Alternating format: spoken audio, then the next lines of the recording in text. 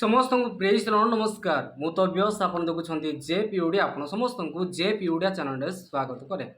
आज भिडियो आमने आलोचना करवा जे प्रकार कि परमेश्वर वाक्य आमने देखा पाऊँ आदि पुस्तक 3 अध्याय कौन साप वास्तव में कथा कही पारुथिला कि यह विषय को नहीं आज अनेक लोक मानकर सन्देह रही अछि। आउ सही साप कि प्रकार साप थिला जो साप सहित हवा कथा होता अर्थात यह पृथ्वीर प्रथम नारी यही पृथ्वीर प्रथम नारी जी कि साप सहित कथबार्ता करुला। यह कौन काल्पनिक कि यह कौन वैज्ञानिक प्रमाण कि यह कौन वास्तव में सत्ता कि आउ सही साप कि प्रकार थिला से विषय को आज माने आलोचना करिया। ए वीडियो को आपण कंटिन्यू देखंतु। ए वीडियो स्पेशल अटे आपण माने ए वीडियो रे गुड़ाई विषय को सीखी पारिबे। तेबे चलंतु समय को खराब न करी आरंभ करिया। में उत्पत्ति 3 की 14 के अनुसार हवा सांप द्वारा बहकाई गई और इसका नतीजा यह हुआ कि आदम और हवा ने वह फल खाया जिसको परमेश्वर ने खाने के लिए मना किया था। इसके बाद परमेश्वर ने सांप से कहा, तूने जो ये काम किया है इसलिए तू सब पशुओं में अधिक श्रापित होगा। तू पेट के बल चलेगा और जीवन भर मट्टी चाटेगा। यह केवल एक जो वाक्य माने एठारे देखा पाऊ परमेश्वर जेते बेले आदम एवं हवा को बनई सही समय से फल खाइबा मना करथिले। जो फल खाइबा मना करथिले सेही फल से माने शैतान साप परि आसी सेमानकु कोन करि अछि फल खाइबा कहि अछि। आउ सही साप को परमेश्वर अभिशाप दे अछंती। आउ सही साप को कहिथिले जे तुमे आजि ठारू पेट द्वारा तमे चलिबो। कोन पूर्वरे ताहा पूर्वे कोन से सापर हाथ गोड़ थिला कि से कौन हाथ द्वारा चलुला कि परमेश्वर अभिशाप देवा परे कौन साप पेट द्वारा चलू अच्छे कि चलतु वीडियो रे देखिए। सामान्य श्राप नहीं था बल्कि एक ऐसा श्राप था जिसने उसके शारीरिक स्वरूप को ही बदल दिया। लेकिन सवाल यह उठता है कि सांप पैर के बल न चलकर यदि पेट के बल चलेगा तो इससे क्या फर्क पड़ेगा? क्योंकि सांगो माने जो साप विषय रे परमेश्वर जो साप को अभिशाप देथिले से सापर पुणी पूर्व माने हाथ गोड़ थिला।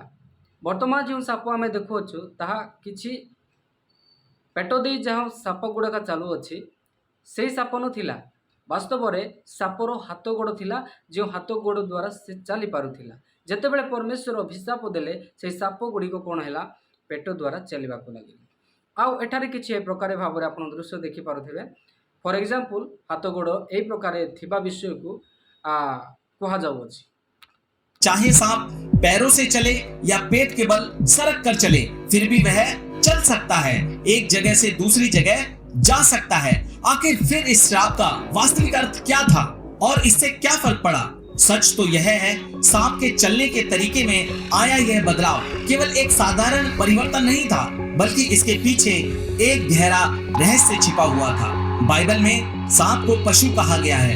अगर हम इसकी मूल हिब्रू भाषा देखें तो यहाँ बेहेमा शब्द का इस्तेमाल हुआ है। बाइबल रे साप को पशु बोली कहा जाय अछि। ता पुणी आमने जेते बेले हिब्रू बाइबल पढ़िबा बाइबल को बेहेगा बोली कहा जाय अछि, यानी कि पशु बोली कहा जाय अछि। यह शब्द आमतौर पर उन जानवरों के लिए आता है जिनके 4 पैर होते हैं और जो जमीन से ऊपर उठकर चलते हैं। आज हम सांप को रेंगते हुए देखते हैं, लेकिन क्या कभी आपने सोचा है कि उस शरीर के अंदर कभी चलने वाले पैरों की हड्डियों के अवशेष अभी भी छिपे हो सकते हैं? जी हाँ, ये केवल बातें नहीं है। आधुनिक विज्ञान भी इस विषय पर दिलचस्प बातें बताता है।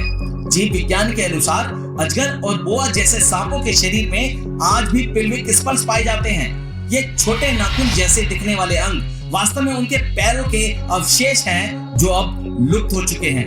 एक्सरे करने पर इनके शरीर के अंदर आज भी कुल्ले की हड्डियों के ढांचे मिलते हैं। केवल इतना ही नहीं, जीवाश्म विज्ञान में नजाश नामक एक प्राचीन सांप के अवशेष मिलते हैं जिनके स्पष्ट रूप से 2 पैर थे और वे जमीन पर भी चलते थे। यह खोज एक वैज्ञानिक खोज अटे।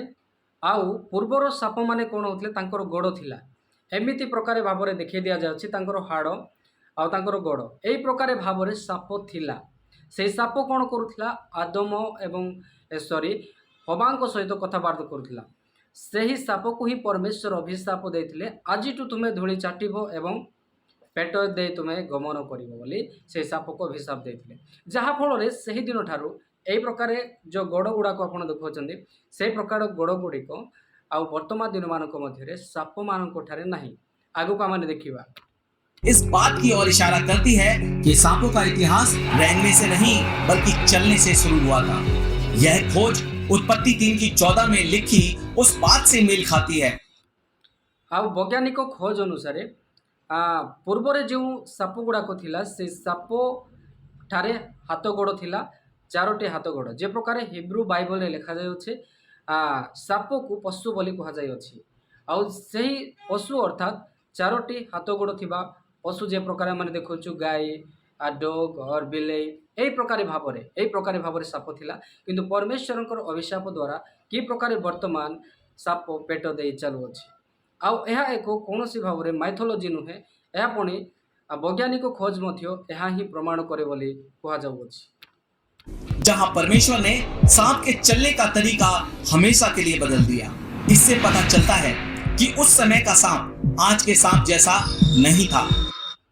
ଆଉ ବାଇବଲର ବାକ୍ୟରେ ଯେ ପ୍ରକାର ଆମେ ଦେଖିବାକୁ ପାଉଅଛୁ ଯେ ପରମେଶ୍ୱର ଯେତେବେଳେ ସେ ଆଦମ ଏବଂ ହବା ଯେତେବେଳେ ପରମେଶ୍ୱରଙ୍କ ଆଜ୍ଞାକୁ ଉଲ୍ଲଙ୍ଘନ କରିଥିଲେ, ପାପ କରିଥିଲେ, ସେହି ସମୟରେ ହିଁ ପରମେଶ୍ୱର ସେହି ସାପକୁ ଅଭିଶାପ ଦେଇଥିଲେ ଯେ ତୁମେ ଆଜିଠାରୁ ପେଟ ଦେଇ ଗମନ କରିବ, ଆଉ ତୁମେ ଧୂଳି ଚାଟିବ ଜୀବନ ସାରା ବୋଲି କହିଥିଲେ। ଆଉ ସେହି ସାପ ବାସ୍ତବରେ ଆଜି ଦିନମାନଙ୍କ ମଧ୍ୟରେ ଯେଉଁ ସାପ ଦେଖୁଅଛୁ ସେହି ପ୍ରକାର ନଥିଲା।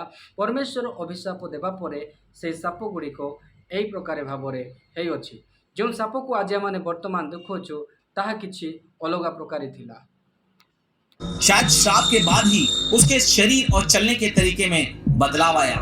दूसरी बात जो उत्पत्ति 3 की 14 में लिखी है वह यह है कि सांप जीवन भर मिट्टी चाटेगा। पहली नजर में ऐसा लगता है कि सांप वास्तव में मिट्टी खाएगा या मिट्टी चाटेगा, लेकिन आदि पुस्तक 3 अध्याय 14 पदरे आमने एठारे स्पष्ट भाବରେ देखि पारुअछु। एठारे लेकिन ऐसा नहीं है। सांप ना तो मिट्टी खाते हैं और ना ही मिट्टी चाटते हैं, लेकिन फिर भी वे लगातार अपनी जीभ को जमीन या हवा में लहराते हैं। यह कार्य मिट्टी खाने के लिए नहीं होता, बल्कि सांप अपने आसपास की गंध और कंपन को महसूस करने के लिए ऐसा करता है। सांप के पास भारी कान नहीं होते, लेकिन उसके जबड़े के निचले हिस्से में अंदरूनी सेंस पाए जाते हैं जो उसे केवल कुछ विशेष फ्रीक्वेंसी की आवाजों और कंपनों को महसूस करने में मदद करते हैं। सांप केवल उन कंपनों को महसूस कर सकता है जो जमीन पर वातावरण में फैलती हैं। वैज्ञानिक दृष्टिकोण से देखें तो हर एक आवाज की फ्रीक्वेंसी होती है।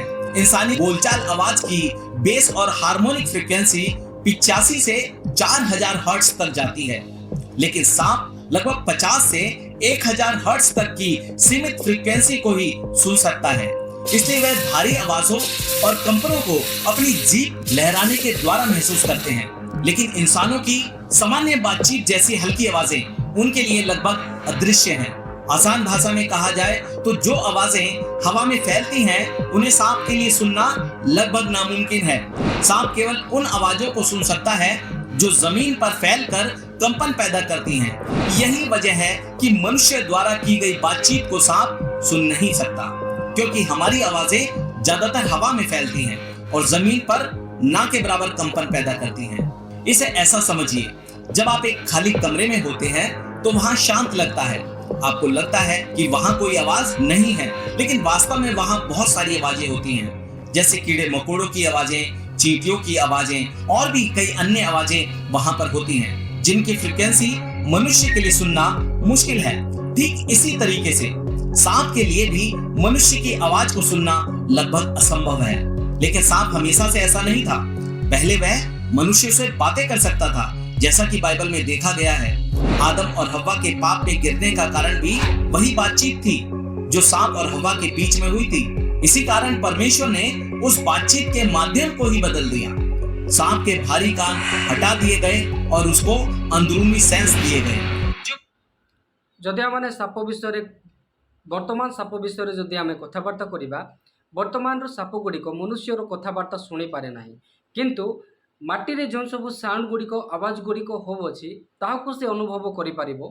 किंतु मनुष्य कथा होथिबा कथा को से शुणी पारिबो नाही ना ही कथा ही पारिबो किंतु पूर्वर साप किछि अलगा थिला आउ ताहा कथा ही मध्य पारुथिला आउ से शुणी मध्य पारुथिला सेही समय से साप किछि अलगा प्रकार थिला आउ से साप को परमेश्वर अभिशाप देवा परे किछि आज दिन मानक मध्य जो प्रकार देखुछु सेही प्रकार जहाँ माने आदि पुस्तक 3 अध्याय 14 पद देखुछु तुम सदा प्रभु परमेश्वर सर्प को कहले एही कार्य करिबा हेतु तुमे समस्त ग्रामी और वन्य पशु ठारू अधिक सापग्रस्त हेलो तुम्बे आपणा पेट दे गमन करिवो और जावजीवन धूली खाइबो। एठारे परमेश्वर साप को एथिपाई अभिशाप देले कारण साप आदम को पाख को जाई शैतान बेशरे से ही साप कौन करियछि आदम एवं हवा को पापरे पकई अछि तेणुकरी एही साप को परमेश्वर अभिशाप दउछंती आ कहउछंती जे तुमे माने सदाप्रभु परमेश्वर सर्प को कहले एही कार्य करिबा हेतु केउ कार्य परमेश्वर को विरुद्ध रे परमेश्वर को आज्ञा को उल्लंघन करिवारे एही शैतान आदम को हवा को माने उसकाई देथिला तेणुकरी एही साप को अभिशाप देथिले तेणुकरी सही दिन ठारू परमेश्वर तांको कोन कहले वन्य पशु ठारू अधिक सापग्रस्त हेलो ग्राम्य पशु ठारू अधिक सापग्रस्त हेलो तुम्भे आपणा पेट दे गमन करिवो एहा अर्थ ताहा पूर्वे से साप हाथ गोड़ निहाती थिबो तेणुकरी से हाथ गोड़ परमेश्वर हटई देले एवं ताको जावजीवन धूली चाटिबो आ पेट दे गमन करिवा कथा कहउछंती एहा होछि बाइबल टिका माने डीपली बुझिया पई चेष्टा करिया जो केवल कुछ सीमित कंपनों को ही महसूस कर सकते हैं। यह बात आपके लिए हैरान करने वाली हो सकती है कि सांप इंसानों की बातें नहीं सुन सकता, लेकिन इससे भी अधिक आश्चर्यजनक बात यह है कि सांप ना तो ठीक से सुन सकता है और ना ही मनुष्य की तरह बोल सकता है। आप में से कई लोग कह सकते हैं कि सांप तो हिस जैसी आवाज करता है। यह बात सही है, लेकिन यह आधा सच है। यह उसके बोलने की क्षमता नहीं है। दरअसल जब सांप अपनी जीभ को बार बार तेजी से बाहर निकालता और अंदर करता है, तब उसके मुंह से हवा निकलने के कारण हिस जैसी आवाज उत्पन्न होती है। अनेक समय आमे माने भाबु थाउ साप कथा मध्य कहि पारे बोली, कारण साप जेते बेले माटी रे चली थाए से समय बोली माने तांको मुख द्वारा माने साउंड शुणी थाउ, किंतु ताहा तांकर कथाबार्ता नुहे बरम आमाने फॉर एग्जांपल जदि आमाने देखिबा आमे जदि खोला जगह रे जदि गोटे बाड़ी को घुराइबा ताले एमिति साउंड आसी थाए। यह अर्थ यह नुहे जे मतलब बाड़ी कथा कहूछि, यह मतलब यह नुहे जे साप कथा कहूछि। ओके, इसे ऐसे समझिए, जब आप किसी छड़ी या रस्सी को हवा में तेजी से घुमाते हैं तो उसमें से भी हुस जैसी आवाज सुनाई देती है, लेकिन इसका मतलब यह नहीं है कि वह छड़ी या रस्सी बोल रही है। ठीक इसी प्रकार सांप के मुंह से निकलने वाली हिस आवाज भी उसके बोलने का प्रमाण नहीं है। दरअसल यह कोई शब्द भी नहीं है, बल्कि यह हवा के दबाव से बनने वाली सामान्य आवाज है।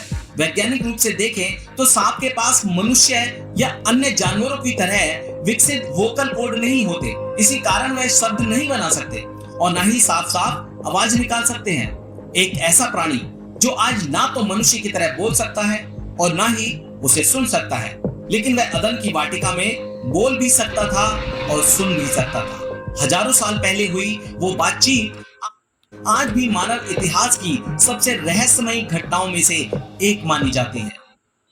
पूर्वर जो साप थिला ताहा कहि पारुथिला आ ताहा चाली मध्य पारुथिला, किंतु वर्तमान रो साप ना कथा कहि पारिबो ना से ताहा चाली पारिबो। एही प्रकार भाबरे हमनको डिफरेंस आ बहुत बड़ परिवर्तन साप मध्य माने देखिया को पाबोछ। यह केवल परमेश्वर को अभिशाप थिला आउ यह एक बाइबल रो एक बहुत बड़ रहस्य कथा जहाँ साइंटिस्ट मध्य प्रूव करे। बाइबल में ये सभी बातें स्पष्ट रूप से नहीं लिखी हैं, क्योंकि परमेश्वर ने कुछ बातों को अपने खोजने वालों के लिए गुप्त रखा है ताकि वह उसको खोजें और उसको समझ भी सके। अगर आप बाइबल रे परमेश्वर समस्त विषय क्लारिटी लिखि नांती, बरम जो माने परमेश्वर को भय एवं तांको इच्छा अनुसार चलुछंती आ जो माने से विषय को खोजु अछंती ताहाकू परमेश्वर प्रकाश करिया निमंते किछि विषय लुचै के रखि अछंती। तेणु आमे सर्वदा बाइबल को बुझिया पाई चेष्टा करिबा आ माने परमेश्वर को भय जीवन काटिबा बहुत आवश्यक अटे। अगर आप बाइबल के ऐसे छिपे हुए रहस्यों और उसके पीछे के वैज्ञानिक पहलुओं के बारे में और जानना चाहते हैं तो हमारे चैनल को तो मु आपणक सम्मुखें यही भिडियो एतिकी समाप्त करी मु अनुभव करुच्छे आ मु भावुच्छे हो पारे आपण मैंने ये भिडियो बुझीपारे बाइबल रो आदि पुस्तकर से साप विषय तेरे अनेक लोक मैंने अनेक विषय कहती किंतु मो भावना हो पारे ये वीडियो आपन को बहुत इंपोर्टेंस जदि आपन को ये वीडियो बहुत इंपोर्टेंस लगी निहाती शेयर करेंगे आगामी ये प्रकार वीडियो देखापी चैनल को सब्सक्राइब करूँ पुणी देखा आगामी वीडियो आप समस्त को praise the Lord God bless you.